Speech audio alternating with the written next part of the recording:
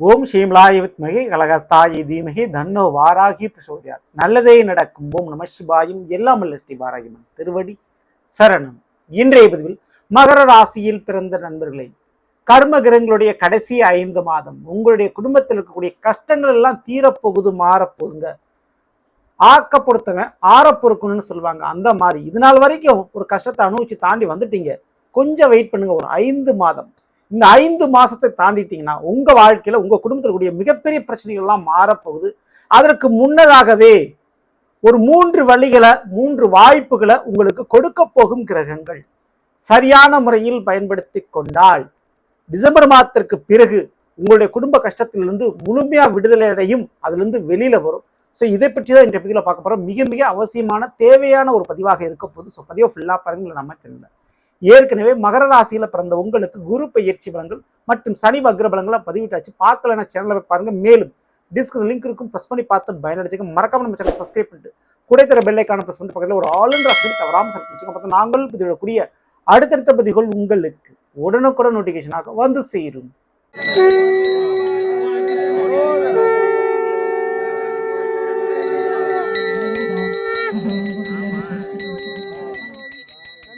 சிவமயமாக தெரிகிறதே, சிந்தையில் சிவயோகம் வருகிறதே.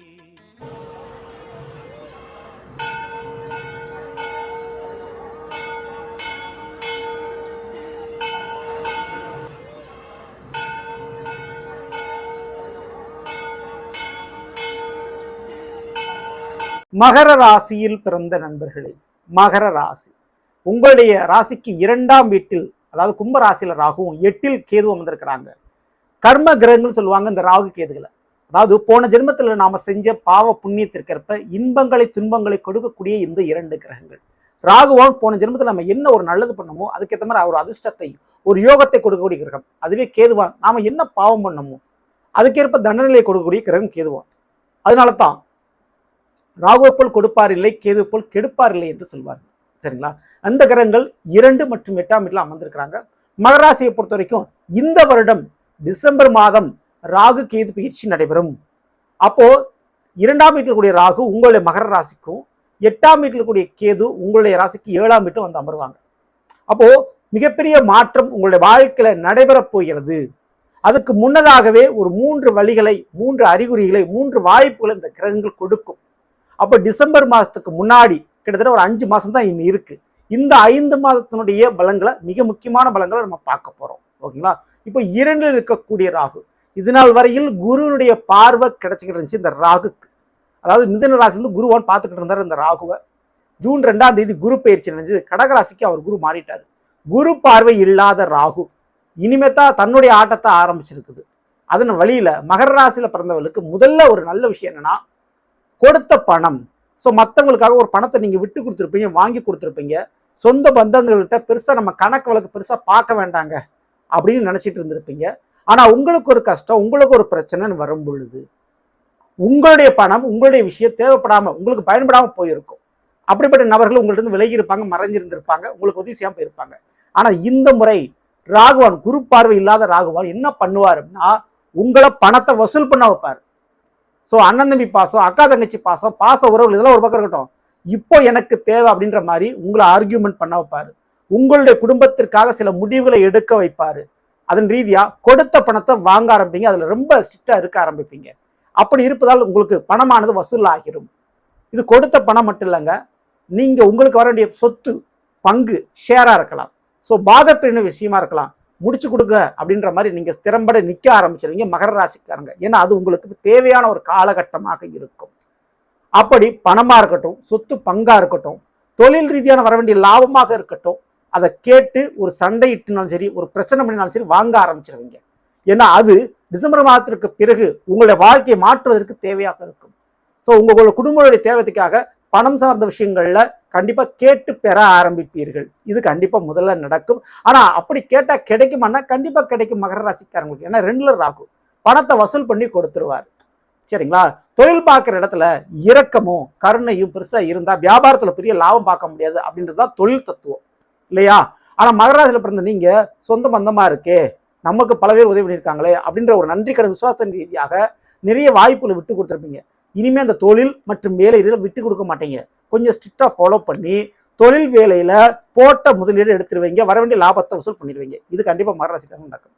ஸோ 2வது விஷயம் என்ன அப்படின்னா, திருமண வாழ்க்கையில பல விஷயத்தை நீங்க விட்டு கொடுத்துருப்பீங்க. உங்களுடைய வாழ்க்கை துணைக்காக அல்லது காதல் துணைக்காக அட்ஜஸ்ட் பண்ணி போய்கிட்டு இருந்திருப்பீங்க.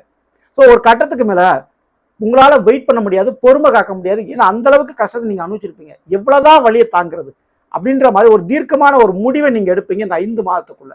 உங்க வாழ்க்கை துணை அல்லது உங்களுடைய காதல் துணை வேணுமா வேண்டாமா அப்படின்ற ஒரு டிசிஷனை நீங்க எடுக்க ஆரம்பிப்பீங்க. அப்படி மிக முக்கியமான முடிவுகளை எடுக்க வைக்கும் இந்த ராகு பகவான். அப்ப குடும்பத்தில் இருக்கக்கூடிய உறவுகளுடைய மாற்றம் ஏற்படும். இது வாழ்க்கை துணைக்கு மட்டும்தான் பொருந்துமா அப்படின்னா இல்ல. வாழ்க்கை துணைக்கு மட்டுமல்ல, உங்களுடைய பிள்ளைகளுக்கும் பொருந்தும். உங்க பிள்ளைக்கு ஒரு காதல் திருமணம் அல்லது உங்களுக்கு பிடிக்காத ஒரு விஷயத்தை பண்றாங்க, நீங்க எவ்வளவோ சொல்லி பார்த்துட்டீங்க, கேட்க மாட்டேன்றாங்க. ஸோ சரி பட்டு தான் திருந்தணும் அப்படின்றத நீங்க ஃப்ரீயா விட்டுருவீங்க. ஸோ அப்படிப்பட்ட ஒரு சூழ்நிலையில் எடுக்க வேண்டிய ஒரு தருணமாக இது இருக்கும். அது உங்களுக்கு என்ன நடக்கும்? அது உங்களுக்கு ஒரு சில நிம்மதிகளை கொடுக்கும். அவங்களா போய் புரிஞ்சு போயிட்டு கஷ்டப்பட்டு அனுபவிச்சுட்டு வரட்டும், அவங்களா தெளிந்து வரட்டும் அப்படின்ற மாதிரி நீங்க அமைதி காப்பீங்க. அதுவும் நடக்கும். ஸோ அப்படிப்பட்ட பிரிந்து போன அந்த உறவுகள் மீண்டும் வருவாங்கன்னா கண்டிப்பாக வருவாங்க, சரிங்களா? ஏன்னா உங்களுடைய அருமை தெரிந்து புரிந்து வருவார்கள். அப்போ நீங்கள் கொஞ்சம் வெயிட் பண்ணுங்க. அதைத்தான் நான் உங்களுக்கு சொல்கிறேன். அப்போ உறவுகளுடைய சண்டை, சச்சரவு, பிரிவு எது ஏற்பட்டாலும் சரி, உங்களை பற்றி புரிய வைக்கணும்னு நீங்கள் போராட வேண்டாம், சரிங்களா? ஸோ உண்மையை விளக்க நீங்கள் போராட வேண்டாம். காலம் சரியான பதிலை கொடுக்கும் அவர்களுக்கு. அப்போ நீங்கள் கொஞ்சம் வெயிட் பண்ணுங்க, சரிங்களா? 3வது விஷயம், விட்டு போன வேலை வாய்ப்பு. நீங்க வேற ஒரு இடத்துல நல்ல ஒரு இடத்துல வேலை பார்த்துட்டு இருந்திருப்பீங்க. சில பேருடைய வார்த்தைகளால, வாக்குறுதினால அல்லது சில உறவுகளுக்காக, நண்பர்களுக்காக அந்த வேலையை விட்டுட்டு அந்த தொழிலை விட்டு இவங்களுக்காக இந்த விஷயத்தை சேக்ரிஃபைஸ் பண்ணி வந்திருப்பீங்க. ஆனா யாருக்காக வந்தீங்களோ அவங்க பெருசா சப்போர்ட் பண்ணிருக்க மாட்டாங்க. அதனால இருக்கின்ற வருமானத்தை இழந்திருப்பீங்க. அப்படி ஏற்கனவே ஒரு நல்ல அந்தஸ்துல, அதிகாரத்துல, ஒரு வேலையில, ஒரு தொழில இருந்தவர்களுக்கு அதை இழந்துட்டோமே அப்படின்னு நீங்க ஃபீல் பண்ணிட்டு இருப்பீங்க இல்லையா? அந்த கவலை இனி வேண்டாம். ஏன்னா அந்த இடத்துல இருந்து மீண்டும் ஒரு அழைப்பு, அந்த ஸ்தானத்துக்கு மீண்டும் போவீங்க. அப்போ எந்த இடத்துல வேலை இழந்தீங்களோ அந்த இடத்துல வேலைக்கு உண்டான வாய்ப்பு மீண்டும் அழைக்கப்படும். மீண்டும் அந்த வேலை கிடைக்கும். மீண்டும் அதே தொழில் தொடங்கக்கூடிய சான்சஸ் கிடைக்கும். வெளிநாடு, வெளி மாநிலத்தில் போகிறது, வியாபாரத்துக்காக வெளியிடங்களில் போய் செட்டில் ஆகிறது போன்ற யோகங்கள் கண்டிப்பாக உண்டு. ஸோ அந்த மாதிரி வருமான வாய்ப்பு கிடைக்கும். அப்போ வீட்டை விட்டு, உறவுகளை விட்டு, குடும்பத்தை விட்டு வெகு தொலைவில் போகக்கூடிய ஒரு காலகட்டம். ஸோ இந்த முறையாவது இந்த வாய்ப்பை சரியாக நீங்கள் பயன்படுத்திங்க, ஓகேங்களா? சரி, இன்னொரு பக்கம் அந்த கேது பகவான் 8ஆம் வீடான சிம்மராசியில் அமர்ந்திருக்கிறார் இல்லையா? அவர் உங்களுக்கு ஆயுள் பங்கத்தை, ஆயுள் பயத்தை காட்டியிருப்பார். கொஞ்சம் மரண பயத்தை காட்டியிருப்பார். ஏண்டா வாழ்றோம் அப்படின்ற ஒரு மனநிலைக்கே நீங்க தள்ளப்பட்டிருப்பீங்க. ஏன்னா செல்லும் இடமெல்லாம் ஏமாற்றம், உங்களுடைய தன்மானத்துக்கு ஏதாவது ஒரு பிரச்சனைகள், அந்த மாதிரி விஷயங்கள்லாம் வந்திருக்கும். ஆனா இந்த 5 மாதங்களுக்குள், அதாவது டிசம்பர் மாதத்திற்குள் அந்த கேதுவோடு குருவும் இணைவார் அக்டோபர் மாதத்துக்கு பிறகு. மேலும் சூரியன் வேற இணைவார் ஆவணி மாசத்துல. அப்போ அடுத்தடுத்த கிரகங்களுடைய தொடர்பு கேதுவுக்கு ஏற்படும். அதுவும் ராஜகிரகங்கள் சூரியனும் குருவும், ஓகேங்களா? ஸோ அப்போ டிசம்பர் மாதத்திற்குள் குருவோடு சூரியன் மற்றும் கேது வேற இணைவாங்க. அப்போ கேதுவானால என்ன நடக்கும், என்ன கிடைக்கும்னா, இந்த 5 மாதங்களுக்குள்ள மகர ராசிக்காரர்களுக்கு உங்களுடைய தந்தை வழி உறவுகளால் சில கடமைகள் பூர்த்தி அடையும். தந்தை போன்ற ஸ்தானங்களுக்கு செய்ய வேண்டிய நல்ல விஷயங்களை நீங்க செஞ்சு முடிப்பீங்க, உங்களுடைய கடமைகளை செஞ்சு முடிப்பீங்க. அரசாங்க வழிகளில் சில நன்மைகள் கிடைக்கும்.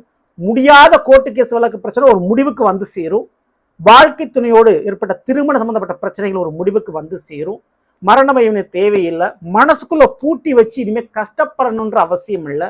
வெளியில சொல்ல முடியாத கஷ்டங்கள் இனி தானாக வெளியில சொல்லாமலே சரியாகக்கூடிய நேரம், சரிங்களா? ஸோ அதே போல உங்களுக்கு யார்ட்டையோ பணத்தை கொடுத்துட்டு ஏமாந்துருப்பீங்க இல்லையா? அந்த பற்ற ஏமாற்றத்தால் சில சங்கடங்களை அனுபவிச்சுட்டு இருப்பீங்க. அந்த ஏமாற்றமாட்ட அந்த பணமானது மீண்டும் கிடைக்கும். சில பேர்த்துக்கு ஷேர் மார்க்கெட், ட்ரேடிங் போன்ற விஷயமா லாபங்கள் கிடைக்கும், ஓகேங்களா? எந்த ஒரு உறவு, மறைமுகமான உறவுகள் உங்களுக்கு இருக்குதோ, நண்பர்கள் பிரிஞ்சு போனவங்க, அவங்களே மீண்டும் வந்து சேர்ந்து சில நல்ல காரியங்களை உங்களுக்கு செஞ்சு கொடுப்பாங்க. அதுவும் நடக்கும் இந்த கேதுவால, சரிங்களா? ஸோ கேதுவால் அதாவது என்ன நடக்கும் அப்படின்னா, உங்களை ஏமாத்தினவங்க, உங்களுக்கு துரோகம் பண்ணவங்க, உங்களை விட்டு போனவங்க, அவங்களே மீண்டும் வந்து சேரக்கூடிய அமைப்பை டிசம்பர் மாதத்திற்குள் இந்த கேதுவால் உங்களுக்கு ஏற்படுத்தி கொடுப்பார், ஓகேங்களா? ஸோ அப்படிப்பட்ட உறவுகள் வரும்போது மீண்டும் நீங்க ஏமாறாம கொஞ்சம் விழிப்புணர்வு இருந்துக்குங்க. அது உங்களுக்கு நல்லது, சரிங்களா? ஸோ இப்படிப்பட்ட இந்த டிசம்பர் மாதத்திற்குள் நீங்கள் மிக முக்கியமாக செய்ய வேண்டிய ஒரு வழிபாடு முறைகள் அப்படின்றது, மகர ராசிக்காரர்களை பொறுத்த வரைக்கும் இந்த வாய் பேச முடியாத ஊனமான பிள்ளைகளுக்கு உங்களால் முடிஞ்ச உணவு தானம் போன்ற விஷயங்களை பண்ணுங்க. அதே போல வயதான முதியவர்களுக்கு, சரிங்களா, அவர்களுக்கு உணவு தானம் செய்யறது ரொம்ப ரொம்ப சிறப்பு, உங்களுக்கு நல்லது. தவறாம இந்த வழிபாடுகளை பண்ணுங்க. மேலும் துர்க்கை அம்மனுடைய வழிபாடுகளை செய்யும் பொழுது பெரிய அளவு குடும்ப சிக்கல், குடும்ப பிரச்சனை தீர்ந்து போகும், மறைந்து போகும். தவறாமல் அந்த வழிபாடுகளை பண்ணிக்கோங்க. சரிங்களா? இந்த பதிவு பிடிச்சிருந்தா லைக் பண்ணுங்க, மற்ற ஷேர் பண்ணுங்க. இது போல ஒவ்வொரு ராசிக்கு உண்டான பலங்கள் தெரிஞ்சுக்கணும்னு வச்சுக்கோங்க. மறக்காம நம்ம சேனலை சப்ஸ்கிரைப் பண்ணி வச்சுருங்க. அடுத்த நினைப்போம். நன்றி, வணக்கம். நல்லதே நடக்கும். நம சிவாயும். எல்லாம் வல்ல ஸ்ரீ வாராகியம்மன் திருவடி சரணம்.